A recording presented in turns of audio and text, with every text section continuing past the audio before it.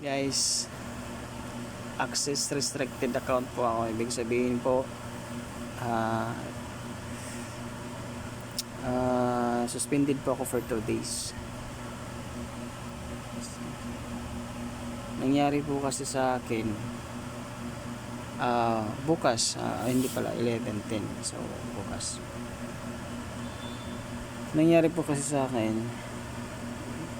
yung dinownload kong apps galing po sa APK. Doon po ako nag-download. Kasi sa Huawei meron naman po siya Rider app, pero always loading. Pag pinabukas, naglo-loading, tapos di na ako makalagin. So doon po ako sa APK, gumana naman po siya. Kaso nga lang, pag pinabukasan, ganito na nangyari, access restricted na ako. Kasi daw po, yung gamit ko daw pong account o apps ay unauthorized or fake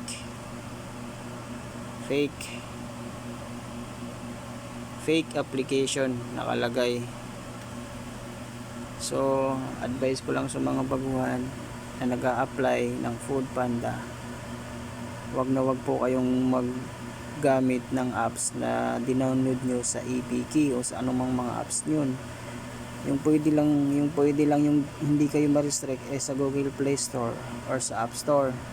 Doon po kayo mag-download para hindi kayo ma-restrict or ma-fake account. Okay po.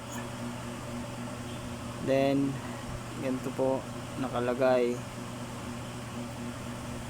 using unauthorized versions of the Rider apps would lead to an access restriction. Para maiwasan yung mga ganitong restriction, ay dapat ay may update mo ang inyong regularly sa App Store or sa Play Store. Doon lang po talaga. So sana sa mga nagbabalak dyan na mag-apply or bumabiyahe, ay huwag na po kayong gumamit ng mga ibang application. Doon lang po kayong mag-download sa Google Play Store or sa App Store. Salamat.